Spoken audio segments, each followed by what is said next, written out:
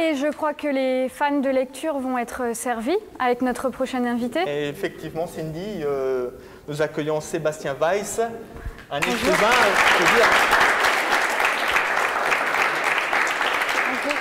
écrivain qui commence à avoir une envergure nationale. Vous avez toujours un peu le sens de l'exagération, Joël, mais bon, ça va. Je ne me plains pas. Effectivement. Surtout que Sébastien Weiss, on vous avait déjà reçu pour le premier tome, qui quand même, là, j'exagérerai pas en disant qu'il a très bien réussi. Est-ce que vous pouvez nous rappeler un peu le fil du roman ? Oui, alors c'est une histoire qui tourne en fait autour d'un trésor nazi.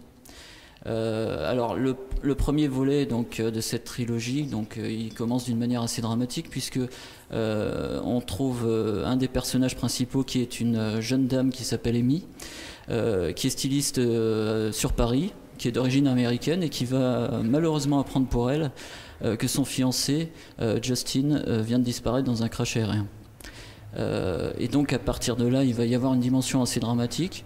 Mais elle va, dans ses affaires, retrouver un manuscrit qui va attirer son attention. Elle va se dire, mais qu'est-ce que c'est que ce manuscrit dont j'ai jamais entendu parler ? Et elle va essayer de chercher à comprendre d'où sort ce manuscrit et surtout ce qu'il représente. Elle va donc partir à la recherche de l'ami d'enfance de Justin, qui s'appelle Tom, qui est comme lui originaire de la Moselle. Et donc Tom va en fait lui apprendre que lors de leur jeunesse, ils ont fait une expédition secrète au fond de la ligne Maginot, dans un des ouvrages qui est le Haut-Poirier, qui se situe tout près d'ici.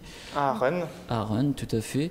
Et dans cet ouvrage, ils vont trouver une malle dans laquelle plusieurs documents ont été laissés là, et ils vont emporter ce manuscrit avec eux. Alors évidemment, au départ, c'est juste pour avoir un objet un peu curieux sur eux, mais ils vont évidemment pas s'imaginer que cet objet, ce manuscrit, a été justement confectionné par les nazis eux-mêmes et qui a sujet pas d'un trésor, mais de différents objets de valeur qui ont été dérobés dans les pays occupés, des lingots d'or également, et qu'ils ont répertoriés là-dedans. Et ils vont donc avoir un peu peur de ce manuscrit, évidemment, parce qu'ils vont se dire, si on révèle ce secret, ça va avoir des conséquences terribles. Donc qu'est-ce qu'ils ont fait ? Ils vont essayer de s'en débarrasser. Donc ça, c'est en gros le premier chapitre. Dans le second ouvrage...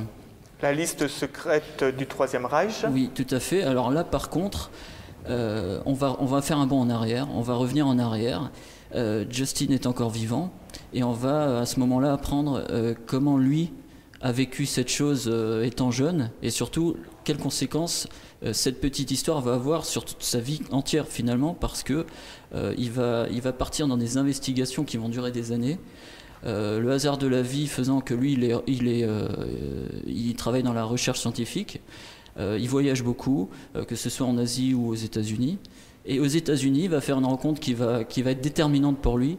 Il va rencontrer quelqu'un du FBI qui va le diriger vers un service qui est un service d'analyse cryptographique et qui va l'aider à décrypter tout le manuscrit, qui est dans une langue absolument incompréhensible pour lui, parce qu'il ne sait pas de quoi il s'agit, il y a des signes, des choses. Et donc ils vont partir pendant des mois et des mois d'investigation pour essayer de décrypter le contenu du manuscrit, ce qu'ils vont réussir à faire d'ailleurs. Ils vont apprendre à ce moment-là où se situe le fameux trésor, et vont apprendre en même temps énormément de choses sur toutes les autorités du Troisième Reich, comment Hitler a mis en place, c'est tout un système incroyable que nous connaissons à l'heure actuelle dans l'histoire, un nouvel ordre mondial qu'il a voulu créer, l'extermination des Juifs, enfin des épisodes très tristes de notre histoire, mais qui font partie de notre histoire. Et donc là, il va apprendre en fait comment ont fonctionné les nazis. Et ce trésor, en fait, il va avoir un impact absolument incroyable sur la vie de chaque personnage, du moins dans cette trilogie. Mais quand on parle d'un roman sur une période déterminée, est-ce que ça demande des recherches historiques ou on peut parler du Troisième Reich en citant des acteurs et en restant dans l'imaginaire ? Non, parce qu'en fait là, il faut quand même voir que dans cette trilogie, la toile de fond, c'est quand même un petit peu les secrets des nazis. On parle du Troisième Reich, tout ce qui a été mis en place par ces individus, et en l'occurrence Adolf Hitler. Donc évidemment, on ne va pas parler de choses qu'on ne maîtrise pas. Donc pour moi, il a été évident que je fasse énormément de recherches. Elles ont duré 2 ans et demi, malgré tout. Vous pensez bien que quand il s'agit de secrets d'histoire ou de secrets d'État, on ne trouve pas forcément grand-chose là-dessus. Donc il a fallu faire non seulement preuve de beaucoup d'imagination, mais de beaucoup de patience également pour réussir à retrouver quelque chose qui puisse être crédible. Parce que le but, c'était aussi ça, c'était de faire un roman sur une histoire qui puisse être crédible, entre guillemets. Donc il ne s'agissait pas de faire du fantastique et d'inventer des choses qui n'ont ni queue ni tête. Donc il fallait vraiment se baser sur des faits qui ont existé ou qui ont pu exister pour essayer de les romancer de manière assez crédible. Dans ce cas-là, le choix du Haut Poirier coïncide avec l'histoire. Oui, alors bon, évidemment, j'ai fait des recherches historiques sur cet ouvrage en particulier, vu que c'est en l'occurrence ici que ça se passe, mais on va dire que ça aurait pu être un autre endroit, mais j'ai préféré que ça se passe à cet endroit-là, et de faire en sorte que les nazis avaient vraiment insisté pour que ce soit cet endroit, parce que stratégiquement et géographiquement, il était plutôt bien situé, que ça pouvait les arranger à ce moment-là.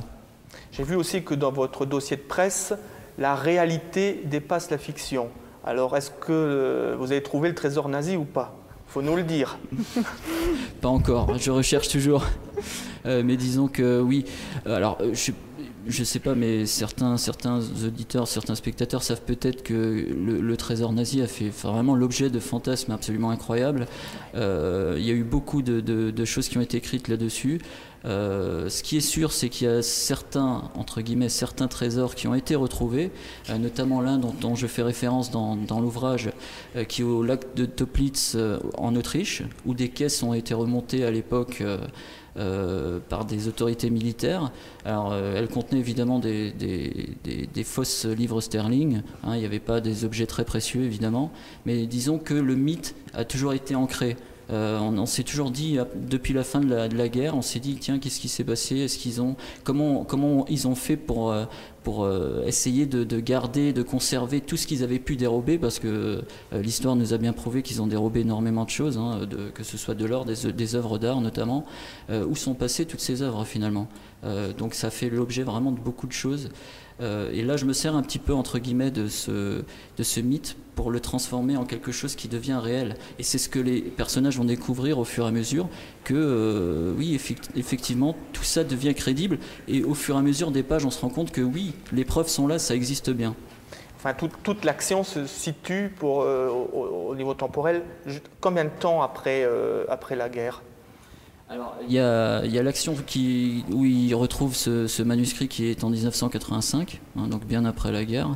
Et puis on aboutit en fait à 2015 qui est dans un futur proche, où l'histoire se situe surtout en 2015, où là ils vont vraiment faire la plupart des découvertes. Donc ce seraient des jeunes d'aujourd'hui qui pourraient trouver les restes du Troisième Reich quelque part. Oui, tout à fait, parce que je fais référence à un moment donné aux nombreux ouvrages de la ligne Maginot qui ont été abandonnés, voire vandalisés ou pillés, notamment depuis les années 70, où ils ont complètement été laissés à l'abandon par les autorités.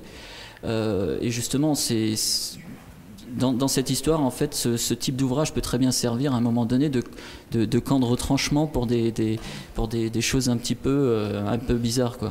Bon, mais le lectorat, hein, ça peut être aussi bien des personnes qui connaissent, comme c'est un roman, le coin du Haut-Poirier, comme les jeunes aujourd'hui qui n'ont peut-être pas la connaissance du Troisième Reich. Oui, tout à fait. Justement, ça peut-être leur permettre d'apprendre énormément de choses, en tout cas sur les autorités du Troisième Reich, c'est sûr. Justement, c'est une histoire vraiment intrigante. Et je pense que le fait qu'une partie de l'intrigue se déroule dans notre coin, ça risque d'attirer les jeunes, n'est-ce pas? Je pense, non? Par exemple, tu veux réagir? C'est une histoire intéressante. Ça pourrait effectivement attirer peut-être des chasseurs de trésors ou quelque chose dans le genre, hein. Je sais pas trop. Est-ce que tu comptes le lire, par exemple?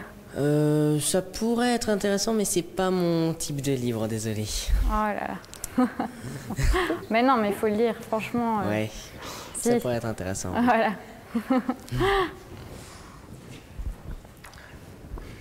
C'est pour... pardon. Je reviens justement sur le livre.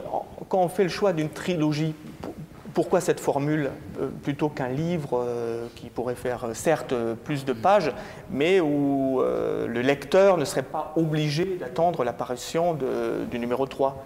Pourquoi ce choix d'une trilogie ? Alors ça, c'était une question purement technique et un choix personnel. C'est parce que justement, je voulais éviter d'avoir un gros pavé de 800 pages avec un tas d'informations qui puissent être justement troublantes. Parce que au bout d'un moment, si vous êtes à la fin du livre, vous vous souvenez pas forcément de ce qui s'est passé au début. Vous êtes obligé de revenir à chaque fois.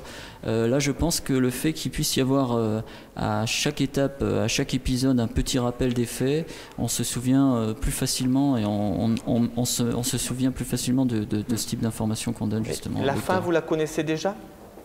Oui, alors la fin est quasiment terminée, donc ça va sortir sous peu. Donc en fait, ce qui va se produire, c'est qu'en fait, il y a l'un des deux amis d'enfance qui va être enlevé par un commando armé. Et à ce moment-là, Amy va découvrir que finalement... que des rebondissements. Il y a encore des rebondissements et que finalement, cette histoire, elle n'a pas été si secrète que ça. Et qu'il y a des individus qui ont passé... des gens du Pays de Biche qui seraient au courant alors. Oui, pas seulement. Là, c'est vraiment une affaire internationale, vous verrez. Et donc à ce moment-là, il y a tout un groupe armé. Ils vont découvrir qu'en fait, il y a toute une société secrète qui est derrière ce trésor nazi depuis bien longtemps. Très bien. Sébastien Weiss, merci. Et puis à bientôt pour le numéro 3. Merci à vous, ce sera avec plaisir en tout cas. Comment peut-on obtenir déjà les 2 premiers tomes ? Alors le plus simple étant de les trouver sur internet. On peut les trouver sur le site Amazon, sur le site de l'éditeur lulu.com. Vous pouvez très bien aussi venir visiter mon site internet. Vous trouverez tous les détails. S'affiche en bas de l'écran. Voilà. Merci beaucoup Sébastien Weiss. Je remets aussi les 2 ouvrages à ce jeune homme là qui m'a dit être très intéressé par la lecture. Et puis je vous dis pour ma part Cindy, à une prochaine. À bientôt, merci. Merci au public et merci à la médiathèque. C'est déjà la fin de notre émission Parenthèse. Retrouvez-nous le mois prochain. Vous pouvez regarder cette émission à nouveau sur notre site internet www.tvcristal.net. Au revoir.